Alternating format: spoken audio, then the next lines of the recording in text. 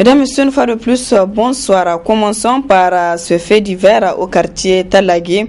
5 heures de temps, c'est le temps mis par les sapeurs-pompiers pour remonter un videur de fosse d'aisance en pleine activité. Malheureusement, le videur a été récupéré et sans vie. Les faits avec Ibrahim Tikiré et Sadou Doumi. C'est ce qu'on appelle un accident de travail. Alors qu'il était en train de creuser des fosses d'aisance devant une maison, un vieux âgé d'une 50aine d'années, assisté de son enfant, a été envahi par les eaux de la fosse voisine. Un témoin relate les faits.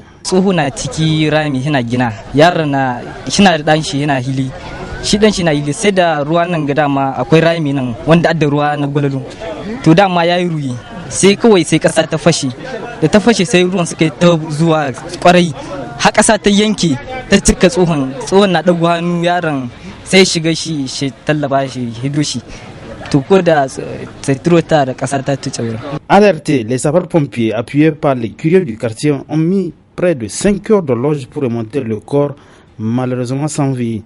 Comme a-t-on coutume de dire, ce sont les risques du métier et ce videur de fosses d'aisance en a récolté.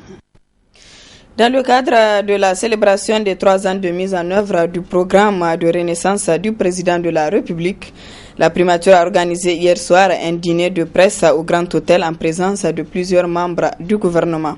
Une rencontre avec des journalistes qui vise à édifier l'opinion nationale sur les actions des autorités de la 7e République.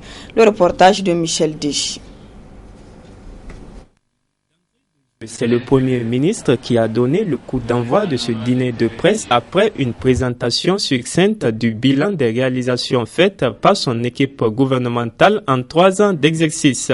Suivra ensuite les questions des journalistes qui ont abordé diverses questions ayant trait à la vie de la nation et qui défraient la chronique. Il s'agit entre autres de la situation des proches de l'exécutif ayant des dossiers poussiéreux avec la justice, l'affaire de l'extradition de Saadi Kadhafi, la croustillante question de la présence des forces militaires françaises et américaines sur le territoire nigérien, l'état des négociations en cours avec Areva, le prix exorbitant des hydrocarbures à la pompe, l'affaire des faux médicaments et la situation alarmante de l'école nigérienne. Des questions d'actualité auxquelles le chef du gouvernement a eu à apporter des réponses appropriées avant de demander aux autres ministres de faire pareil. À vos yeux, l'assainissement, c'est le nombre de prisonniers à faire. J'imagine. C'est vrai, si c'est ça l'objectif, on ne l'a pas atteint. C'est vrai. Mais sachez que l'œuvre d'assainissement est une œuvre de longue haleine. Vous attendez des résultats ici et maintenant, eh bien, ce n'est pas de cela qu'il s'agit. Il ne faut pas s'attaquer à des gens dont l'innocence, dont la culpabilité n'est pas établie. Donc nous devons être très prudents s'agissant de la liberté des citoyens. Lorsque nous avons livré, on nous dit que c'est parce que l'État libyen nous a achetés. Nous sommes les seuls à avoir livré des Libyens contre lesquels, lorsque de telles accusations ont été proférées, les autorités libyennes ont pris la parole pour dire que c'est faux. Nous sommes fiers de pouvoir vous le dire. Peut-être que vous l'ignorez. Ali Zedane, Premier ministre, a dit que c'est faux. C'est pour la première fois qu'il le fait. Monsieur le Premier ministre, je veux répondre aussi à la question des bases. Oui, nous avons signé un accord, bien sûr. Comment utiliser ces forces françaises et américaines?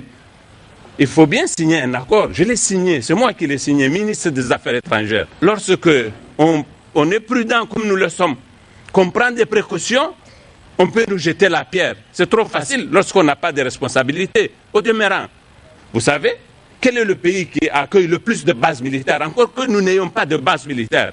Même de ce point de vue, au fond, nous pouvons agir sans complexe. Je peux vous le dire. Moi, en tout cas, je n'ai pas de complexe. L'Allemagne, la République fédérale d'Allemagne, est le pays qui abrite le plus de soldats étrangers sur son sol. C'est la première économie d'Europe. Nos pays sont tellement fragiles. Nous voyons ce qui se passe autour. Qu'il y a certaines thématiques que nous devons nous garder de travailler, de faire fructifier. Et c'est pour cela que je pense que nous devons être vigilants en permanence sur cette thématique-là. Il ne faut pas que ces dernières digues-là cèdent. Quand elles céderont, rien ne sera possible. Donc voilà pourquoi cet appel à la vigilance a été fait. En termes de conteneurs qui étaient introduits dans le territoire de la République du Niger, il n'y a plus aucun conteneur qui contient des faux médicaments transportés par des non-professionnels de la vente des médicaments. Le dossier a été transmis à la justice et Dieu merci, nous avons eu l'accompagnement de la justice sur ce domaine, puisque je me rappelle que des pharmaciens ont été emprisonnés, des commerçants ont été emprisonnés, des transitaires ont été emprisonnés et ont été amendés également. Mais le dossier n'est pas fini, donc rassurez-vous. Le lien avec ce que disait celui qui a posé la question, qui sait très bien de quoi il parle et qui justement a fait des investigations, il était le premier à dénoncer le trafic en question. Mais ce qui s'est passé au Bénin, parce que c'est ça le lien, au Bénin, il dit que des commissaires ont été sanctionnés la semaine passée pour un trafic de faux médicaments à destination de maladies. Il s'agit d'une affaire vieille de 2 ans qui a vu son dénouement la semaine passée par la sanction des personnes mises en cause. Au Niger aussi, le processus de la sanction est encore en cours. Le dossier, que je sache, n'a pas encore été clôturé. À travers cette initiative, le gouvernement de la 7e République entend ainsi prôner en toute transparence la redevabilité envers le peuple nigérien, au profit duquel il existe désormais un nouveau site web gouvernemental qui a été présenté au public au terme de cette rencontre avec la presse. Négociation entre l'État du Niger et Areva. Un accord sera bientôt trouvé, a déclaré le ministre des Mines. Quant à son homologue de l'énergie et du pétrole, il a annoncé le début de la production du pétrole lampant à la Soraz. De déclarations des membres du gouvernement lors d'un dîner de presse du Premier ministre à l'occasion du 3e anniversaire de gestion des autorités de la 7e République. Reportage Hassan Saleh Mustafa. Elle est toujours au centre des débats au Niger et elle restera toujours à la une des discussions. C'est la question des ressources minières exploitées au Niger, notamment l'uranium produit dans la région d'Agadez et le pétrole exploité à Agadem dans la région de Difa et raffiné à Zander. 2 ressources sur lesquelles les Nigériens comptent beaucoup, 2 ressources malheureusement sur lesquelles le peuple nigérien n'en profite pas du tout. À l'occasion des 3 années de gestion des autorités de la 7e République, le chef du gouvernement entouré des autres membres du gouvernement était face à la presse pour le traditionnel bilan des actions de la Renaissance. Dans le domaine minier, c'est la négociation entre le Niger et Areva qui domine l'actualité et le ministre des Mines apporte ses précisions. Ces négociations prennent du temps parce que ce gouvernement s'est rendu compte que le Niger tire très peu profit de ses ressources naturelles. Nous l'avons dit, moins de 5% de nos ressources budgétaires. Alors, le chef de l'État, qui est un grand connaisseur du secteur minier, a décidé de prendre toutes les dispositions pour accroître la valeur retenue. Nous ne négocions pas simplement des conventions. Pour que notre peuple profite des ressources minières, nous avons mis d'autres sujets en discussion. Notamment l'exploitation de l'Imouraën, un gisement découvert depuis la fin des années 70, la fin des années 70 ou le début des années 80, mais qui jusqu'à présent n'est pas mis en exploitation. Les conventions minières même, nous allons appliquer la loi 2006. Pour nous, ce point n'est pas négociable. Et j'espère que cette question sera tranchée aujourd'hui et une fois pour toutes qu'on n'aura pas de questions, qu'elle n'aura pas à revenir. Certaines entreprises ont, dans ce cap, en attendant la signature avec Areva, ont suspendu leurs activités, le temps de voir si on va modifier le code minier ou si on ne va pas faire appliquer la loi 2006 à Areva. Eh bien, ils peuvent toujours attendre, mais pour nous, la loi 2006 sera appliquée non seulement à Areva, mais à toutes les entreprises du secteur minier. Je l'ai dit la dernière fois, nous sommes très proches d'un accord et le moment opportun, on dira à la presse les fruits de notre accord. Les négociations que nous sommes en train de mener avec Areva procèdent de cette problématique. Nous disons que l'exploitation des ressources minières du Niger doit profiter à son peuple, ce qui n'a pas toujours été le cas dans le passé.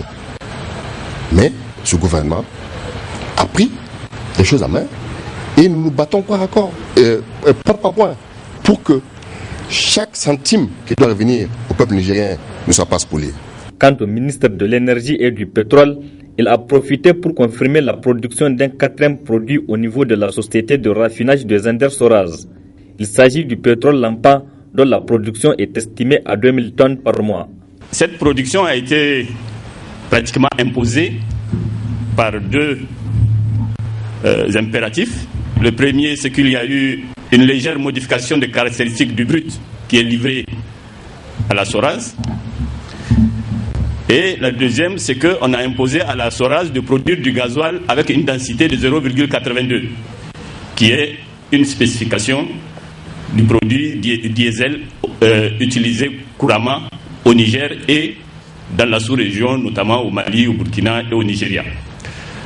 Avec la qualité du nouveau brut, pour pouvoir donc conserver les caractéristiques du diesel, et on est obligé de passer par une légère production de pétrole lampa à hauteur donc de 2000 tonnes par mois.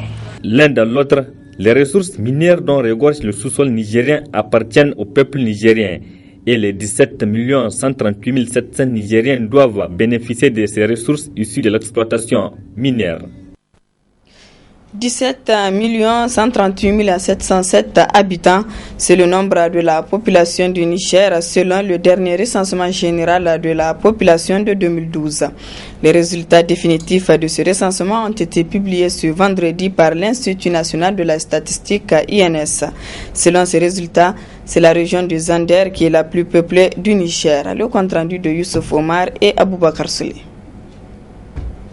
Nous avons une population totale qui s'élève à 17 138 707 habitants sur l'ensemble du total. Population résidente. Dans cette population qui comptabilise 17 138 707 habitants selon le dernier recensement général de l'Institut national de statistique INS, les personnes âgées de moins de 15 ans battent le record. 8 837 689, soit 51,6% de la population nigérienne. C'est une population extrêmement jeune, très jeune même.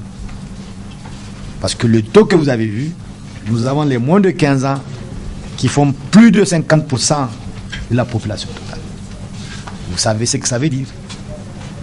Les jeunes, c'est beaucoup de besoins. C'est besoin d'école, besoin de santé, besoin d'emploi. Et c'est la région de Zender qui a le nombre élevé de la population nigérienne dans le résultat définitif du 4e recensement général de la population et de l'habitat de 2012. Nous avons d'abord la région de Zender, qui est donc la région la plus peuplée de notre pays, avec 3 539 764 habitants, soit 20,7% de la population totale. La population de Maradi, 3 402 014 habitants, soit 19,9% de la population totale de notre pays. La population de Tawa, 3 328 365 habitants, soit 19,4% de la population totale de notre pays. La population de Tilaberi, qui fait 2 722 482 habitants, soit 15,9% de la population totale. La population de Dosso, 2 037 713 habitants, soit 11,9% de la population totale. La population de Niamey, qui fait 1 026 848 habitants, soit 6,6%. La population de Difa, 593 821 habitants, 3,5%. Et enfin, la population d'Agadez, 487 620 habitants, 2,8%. L'accroissement de la population pour ce recensement de 2012 s'explique par... Il faut quand même qu'on le souligne. 2012, les conflits en Libye, les conflits en Côte d'Ivoire, les conflits au Mali, ont fait qu'il y a eu le retour des centaines de milliers de Nigériens et même des non-Nigériens qui sont installés dans notre pays. 4 régions, à savoir Zender, Maradi, Tawa, Tillabéri, comptent actuellement le nombre de la population nigérienne il y a de cela 54 ans, d'après les enquêtes statistiques de l'INS. Juin 2015 est la date butoir retenue par l'Union internationale des télécommunications pour le passage à la télévision numérique terrestre, une évolution technologique qui permet d'améliorer les prestations des organes audiovisuels. Cependant, bon nombre d'observateurs se demandent si des pays comme le Niger seront à ce rendez-vous. Tentative de réponse avec un expert en la matière. Il s'agit du promoteur de l'unique télévision terrestre numérique de l'Afrique de l'Ouest, Ali Toumani, directeur général de Téléstar. La TNT, en fait, au Niger, elle existait depuis longtemps, parce que le numérique, Téléstar le faisait. Cela fait maintenant à peu près 12 ans que le Téléstar est numérique et terrestre. Effectivement, on est en terrestre parce qu'il suffit d'une antenne terrestre pour nous recevoir. La différence maintenant, quand on dit TNT de manière conventionnelle, télévision numérique terrestre, il s'agit d'une télévision numérique qui est diffusée par UHF. Donc par fréquence UHF ou VHF, mais en fait plus généralement par UHF. Donc vous aurez des images meilleures, de plus belles images, et le diffuseur sera plus content de diffuser plus de chaînes. Voilà ce que c'est la TNT. Le passage en TNT nécessite de nouveaux moyens, beaucoup de moyens. Cela signifie 2 choses. Au niveau du diffuseur, donc le Télé Sahel et des télévisions privées comme la Bali justement, il faudra changer les émetteurs, changer les moyens de diffusion. Il y a des multiplexeurs qu'il faut acheter, il y a des encodeurs, des modulateurs qui sont entièrement nouveaux. Ça va nécessiter beaucoup d'argent. Et je crois que le comité qui a été créé au Niger pour mettre en place la TNT parle d'environ 30 milliards. Mais ça, c'est uniquement au niveau du diffuseur. Ali Toumani, que vous retrouverez en partie magazine de ce journal. La formation en alphabétisation fonctionnelle organisée par PDF2 et ONG Vikandenibera a pris fin dans tous les centres. Plusieurs jeunes et adultes sont désormais mieux préparés pour affronter la vie. Le commentaire de Asmane China et Sadou Doumi. C'est pour contribuer à réduire les risques d'instabilité et à accroître la résilience des communautés à l'extrémisme violent que le programme USAID a financé la formation en alphabétisation fonctionnelle. Cette formation de 6 mois exécutée par l'ONG VIE Kandenibera a touché des jeunes et adultes des communes de Tillabéri, Balayara, Walam, Niamey 4 et Niamey 5. Des résultats forts encourageants ont été enregistrés. J'ai donc 59 ans. J'ai fréquenté le CI en 1972 avant d'être confié à ma tante à Dosso parce que mes parents ne voulaient pas de l'école. Aujourd'hui, grâce à cette information de 6 mois, j'arrive bien lire et même écrire le texte simple en français en langue. Mon nom est Halimatou Abdou. J'ai 20 ans. Je suis né à Walam. Je n'ai jamais été à l'école. Aujourd'hui, je suis fruit d'un centre d'alphabétisation d'une durée de 6 mois, dans lequel une nouvelle langue est rentrée dans ma vie. Je vais dire le français, dans laquelle je peux aujourd'hui lire, écrire et produire des textes simples. Je m'appelle Rabiou Nezoumou. Je suis né à Niamey en 1992, donc j'ai 22 ans.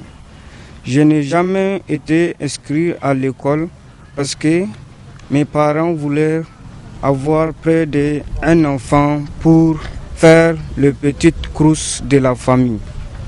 Aujourd'hui, grâce à cette formation de 6 mois, j'arrive à bien lire et même écrire des textes simples en français.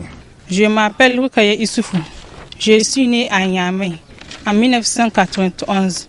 J'ai donc 23 ans.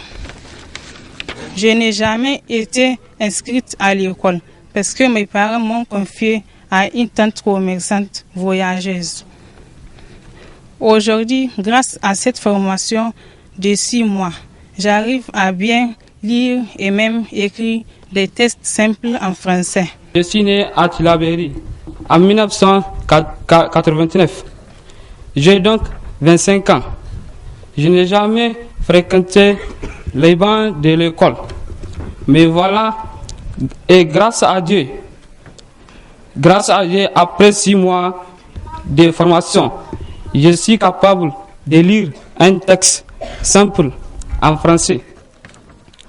Cette formation s'est achevée à la grande satisfaction des responsables du cycle. Je voudrais d'abord parler de la réussite des apprenants. Il y a eu 250 apprenants qui se sont inscrits au niveau des centres PDF 2.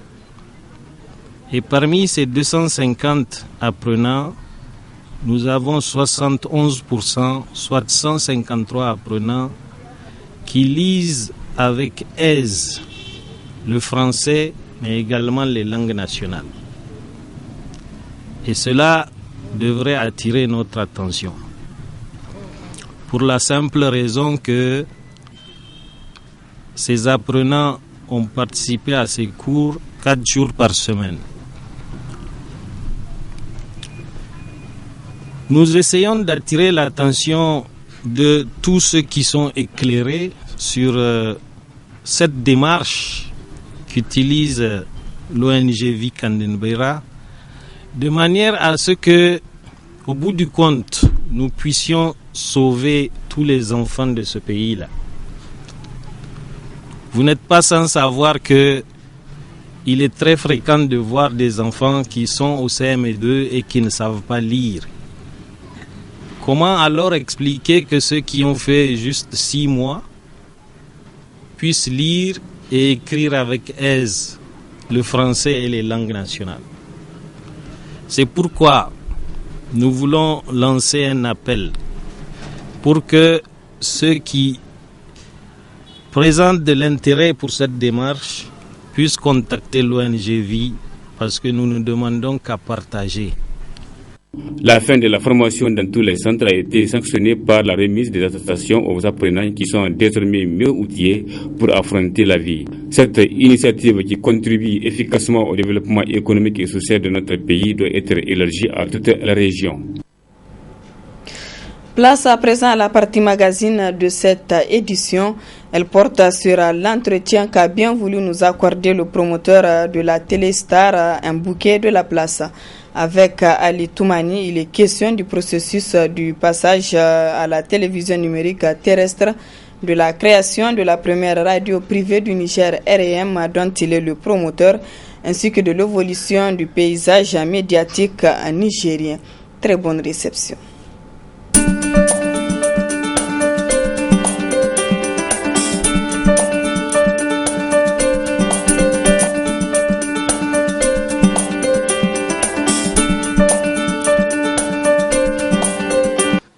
La TNT signifie télévision numérique terrestre. En fait, la TNT, c'est un mode de diffusion qui est nouveau, parce qu'auparavant, on diffusait, c'est comme la radio, on diffusait en ondes courtes et avec une qualité plus ou moins audible, et on est passé en FM, qui donne une meilleure qualité, mais avec une portée plus petite. La TNC, c'est à peu près comme ça. La diffusion de signal se fait de manière numérique. Pour le téléspectateur, numérique ou analogique, ce sont des termes techniques qui ne sont pas importants. Ce qui est important de savoir, c'est qu'on a une image d'une qualité incomparable. Et ça, c'est au niveau téléspectateur. Au niveau du diffuseur, on a la possibilité de diffuser plusieurs programmes par canal. La TNT, en fait, au Niger, elle existait depuis longtemps, parce que le numérique, Téléstar le faisait. Cela fait maintenant à peu près 12 ans que le Téléstar est numérique. Et terrestre, effectivement, on est en terrestre parce qu'il suffit d'une antenne terrestre pour nous recevoir. La différence maintenant, quand on dit TNT de manière conventionnelle, télévision numérique terrestre, il s'agit d'une télévision numérique qui est diffusée par UHF. Donc par fréquence UHF ou VHF, mais en fait plus généralement par UHF. Donc vous aurez des images meilleures, de plus belles images, et le diffuseur sera plus content de diffuser plus de chaînes. Voilà ce que c'est la TNT.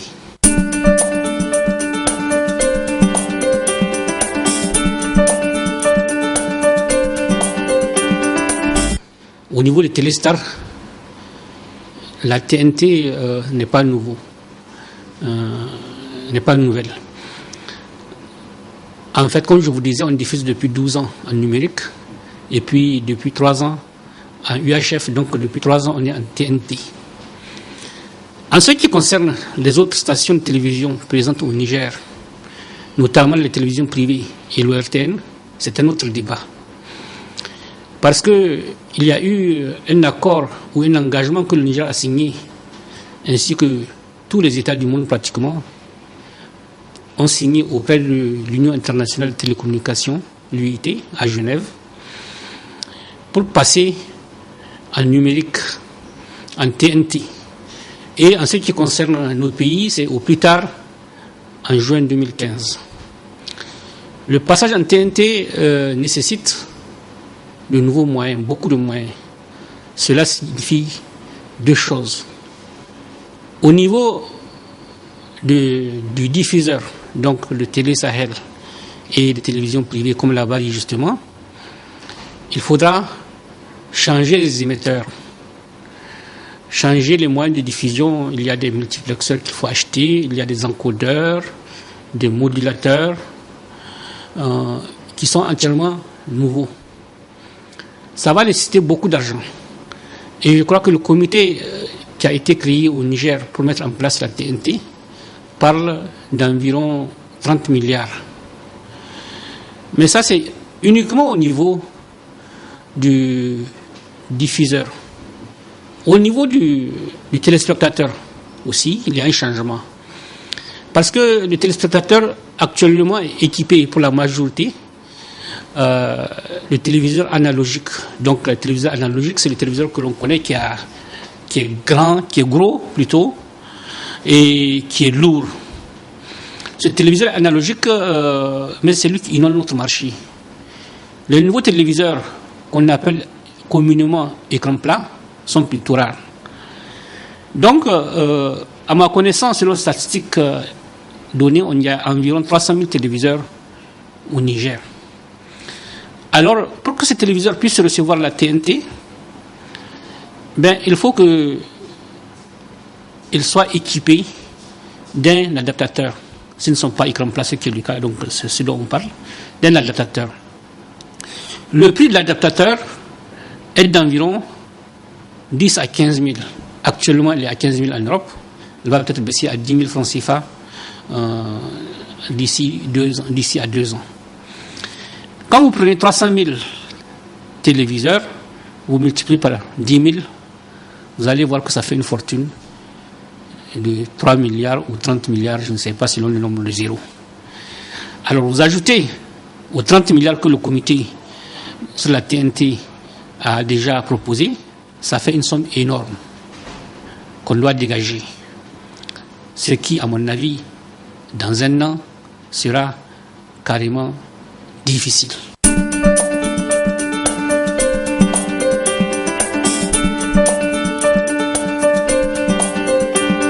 Le multiplexeur, j'en ai beaucoup ici. C'est un appareil simple qui sert à mélanger les signaux.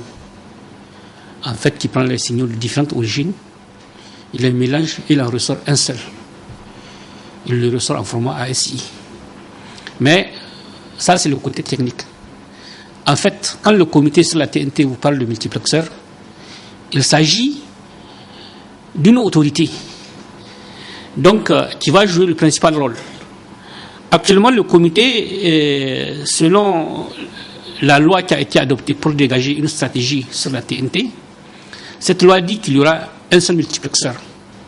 C'est-à-dire que demain, toutes les télévisions du Niger vont élaborer leur programme, envoyer ce programme à ce multiplexeur qui est une autorité, et cette autorité va mélanger tous ces programmes pour sortir un seul canal, pour les regrouper en un canal ou en deux si besoin est.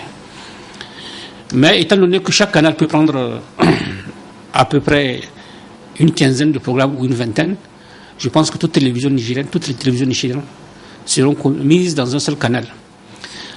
Donc c'est le rôle du multiplexeur. Et lorsque ces télévisions sont regroupées dans un seul canal, elles sont diffusées. Le téléspectateur va par exemple aller sur la fréquence 618 ou autre, et sur cette fréquence, au lieu de trouver un seul programme comme Télé Sahel, va trouver tous les programmes de la télévision, y compris les télévisions privées. Voilà le problème. Enfin, l'avantage. Maintenant, au niveau du Niger, ce qui se passe, c'est que le comité a proposé qu'il y ait un seul multiplexeur. C'est-à-dire que toutes les télévisions prennent leur programme et amènent à ce multiplexeur. Cela est un peu abusif, parce que la Constitution a fait de la presse un domaine varié où la liberté, la possibilité de choisir est importante. Donc, quand vous prenez tout le programme, vous donnez à un multiplexeur, ce multiplexeur peut faire pression sur vous. Il peut diffuser ou ne pas diffuser votre programme. Il y a un risque d'autorité, il y a un risque d'abus qui se fait, un risque de monopole. Et ce monopole peut devenir une censure. C'est ce qui est... donc, à la limite, il faut dire que le fait de proposer un multiplexeur est anticonstitutionnel. C'est contre la liberté de la presse.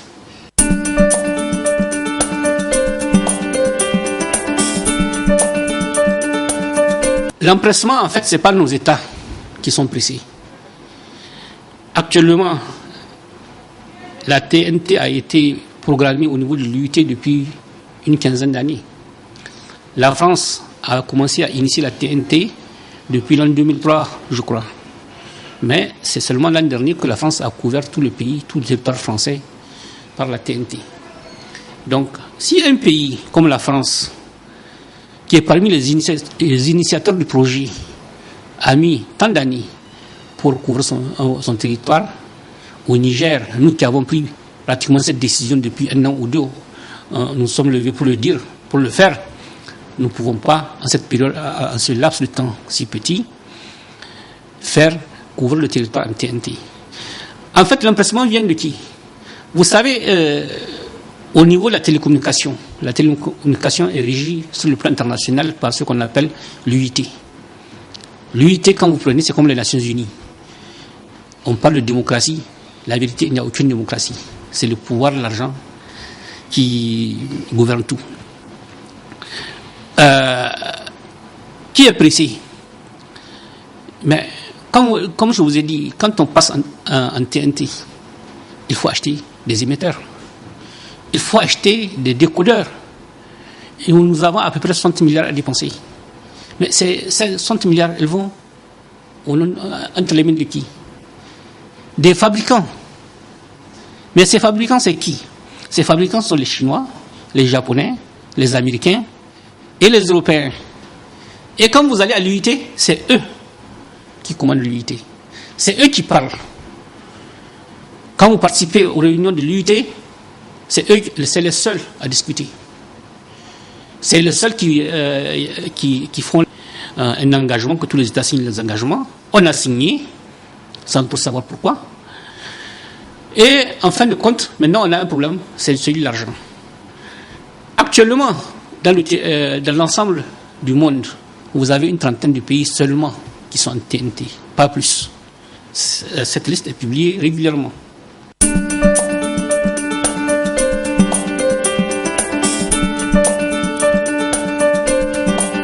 un tort parce que, en fait, le fait que le Niger, la télévision nigérienne passe en TNT, ne signifie pas que le Niger, que vous allez recevoir toutes les chaînes, que Téléstar diffuse toutes les chaînes internationales. Non, c'est deux choses complètement différentes. Pour diffuser une chaîne, pour diffuser un programme de télévision, il faut prendre contact avec le propriétaire des droits. Supposons que vous voulez diffuser Beansport, par exemple. Il faut prendre contact avec Beansport pour payer les droits. Même si vous pouvez. Actuellement même, vous pouvez le faire. Personne n'empêche à quelqu'un que ce soit de le faire. Mais seulement, il faut prendre contact, négocier, montrer qu'on peut le faire. Donc, c'est complètement différent. Les programmes de télévision ne sont pas gratuits.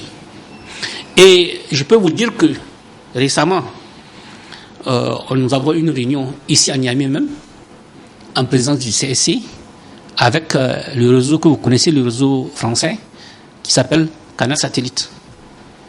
Canal Satellite a dit qu'il fera la TNT dans les pays africains, dans 40 villes africaines. Il l'a dit.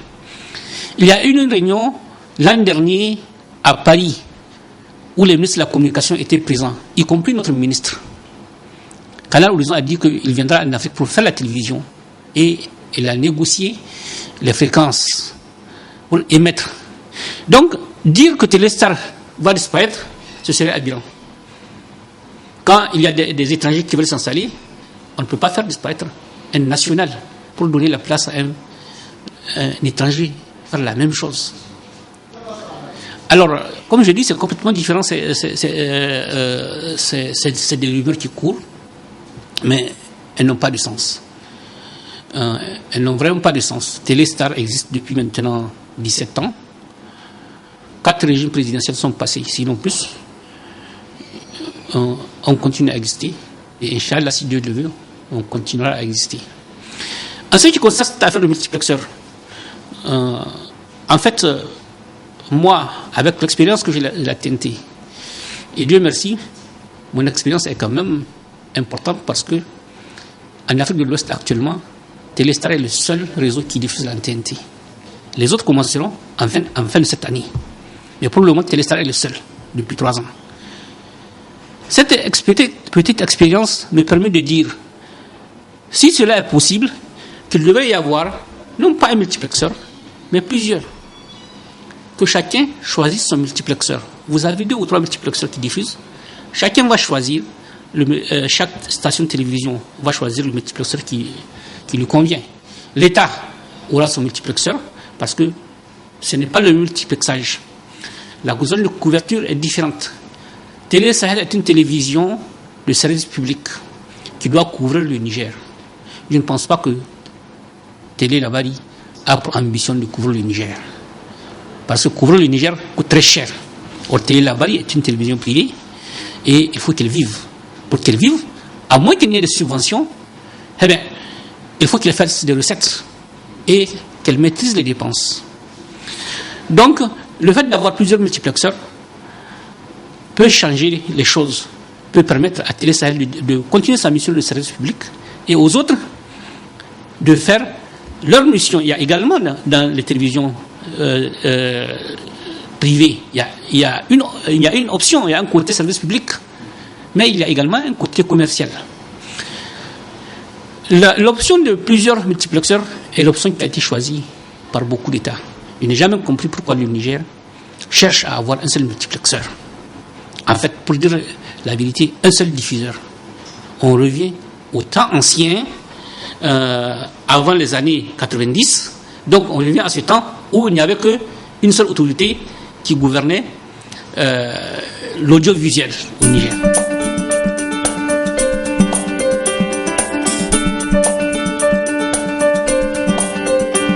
RIM, effectivement, a 20 ans, depuis le 2 avril. RIM a commencé à diffuser le 2 avril 1994 et ça fait exactement 20 ans et quelques jours maintenant. À l'origine, enfin, je veux dire, à cette période, en 1994, je n'étais pas établi au Niger, j'étais plutôt à l'étranger. Mais, étant à l'étranger, étant nigérien, j'avais envie de recevoir les images du Niger de savoir ce qui se passait dans mon pays. Et je captais la télévision Télé Sahel par satellite. Alors, j'ai compris que si moi je la capte, étant à l'étranger, pourquoi se fait-il que dans ce pays-là, tout le monde ne la capte pas, y compris ici à côté, même à ça, on ne la captait pas. Mais il y a une solution, c'était d'installer des paraboles partout. Et j'ai voulu le faire. J'ai eu ce projet d'installer des paraboles partout, d'installer des téléviseurs communautaires partout, d'installer un système d'énergie solaire partout, de former des gens pour entretenir ça. J'ai chiffré le projet, il faisait 4 milliards, je suis rentré, j'ai créé une société et j'ai voulu me lancer dedans. Et justement, j'avais un partenaire qui s'appelait Issaka Moussa. Feu Issaka Moussa, c'est l'ancien chef de cabinet du ministre de la Communication. C'est lui le véritable père de R&M. Parce que c'est lui qui m'a dit, Ali, en attendant que ton projet, qui est de longue échéance, de longue haleine, puisse aboutir, commençons par faire une radio privée. C'est plus simple. Je lui ai répondu qu'une radio privée ne peut pas vivre, je ne vois pas comment elle peut être financée. Il m'a dit, allons-y quand même, parce que c'est pour passer le temps en attendant que le projet ait lieu. Et on s'est levé, on est parti en Suisse, on a acheté nos émetteurs, on l'a amené, et grâce à l'aide de lui, et grâce surtout aussi à l'aide de Moustapha Tchambiano, le Burkinabé de Horizon FM, nous avons monté cette radio. Le 2 avril 1994, autour de 10h30, nous avons commencé à émettre. Et quand nous avons commencé à émettre, je me souviens que nous avons téléphoné à gauche et à droite. En ce temps, le mobile n'existait pas. C'était un téléphone ordinaire. Donc, il fallait courir à gauche pour chercher à quelqu'un et téléphoner auprès de personnes qui ont le téléphone. C'était compliqué. Et nous posons la question, vous avez une radio? Dans tous les cas, ils n'ont pas de télévision en ce temps. Parce que la télévision, en plein jour, ça ne diffuse pas. Donc, tout le monde, tout celui qui avait un petit moyen, écoutait la radio. Branchez-vous sur la fréquence 104.5. Est-ce que vous captez quelque chose? Oui, on capte. C'est superbe, c'est de la musique. Alors, à gauche, à droite, on le faisait. C'est ainsi qu'est né R&M. À 10h30, c'était un test. C'était un test pour voir la portée de R&M. Et ma foi, Dieu merci, depuis ce test, jusqu'à la date d'aujourd'hui, R&M n'a pas arrêté. Même après le test. Donc, R&M a été effectivement un événement. Parce que le premier événement, le plus petit, si on peut dire, c'est qu'au niveau du son, on l'appelait la radio au son digital, parce que tout simplement, elle émettait des CD. Le CD n'existait pas en ce temps. J'ai été le premier à importer des CD ici. Donc, on se demandait comment la qualité était. C'était vraiment formidable. Le côté maintenant le plus spectaculaire ou bien le plus social, c'est que R&M était une révolution. Nous étions sous l'époque de Kounché. Du temps de Kounché, tout était surveillé dans ce pays. Toutes les communications et tout. On ne pouvait pas imaginer une radio privée. Et c'est même pour cela que ça s'appelait R&M.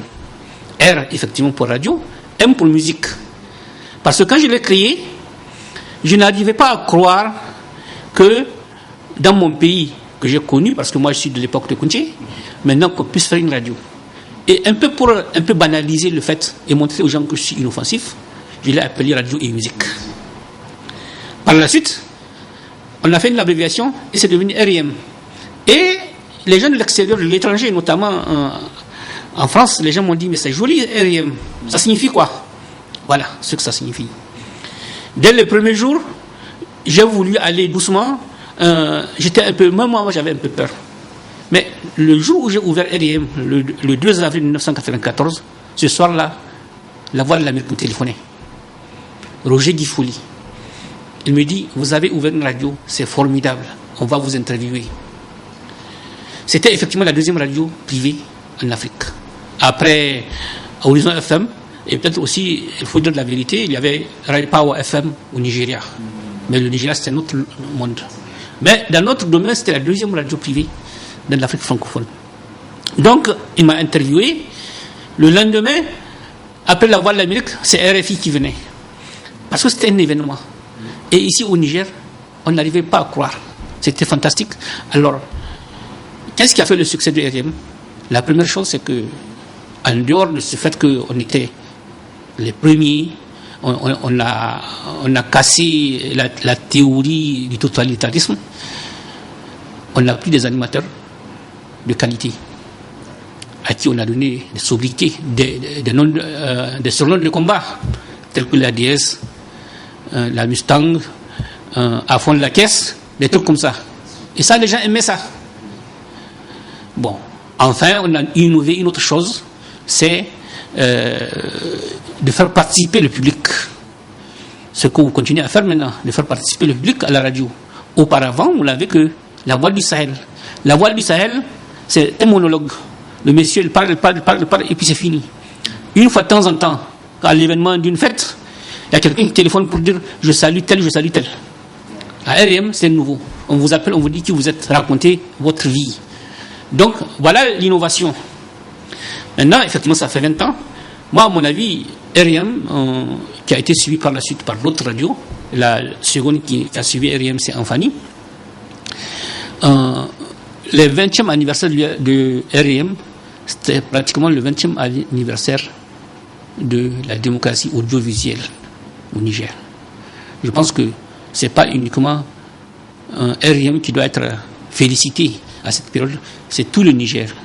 Et notamment, je vous dis, le pouvoir qui était en place au moment de la création de RM, le régime de Mohamed Souman, il a joué un très grand rôle.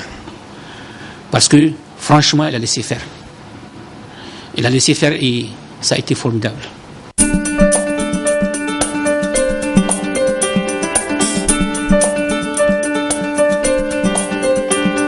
Le Niger est l'un des pays les plus pauvres du monde, économiquement parlant. Mais en matière de démocratie, et notamment en matière de pluralisme audiovisuel, le Niger est l'un des premiers. L'une des avancées que nous avons, la meilleure avancée que nous avons eue au Niger depuis très longtemps, c'est l'audiovisuel. Et donc l'avènement de la radio privée, de la télévision privée, des journaux privés. Vraiment, c'est quelque chose qu'on doit encourager, qu'on doit continuer. Et j'ai eu du plaisir d'entendre le président actuel le reconnaître et dire et soutenir en fait cette avancée. J'espère que le régime continuera dans ce sens, notamment en revenant sur le principe du multiplexeur unique, qui est une forme pratiquement de monologue, une forme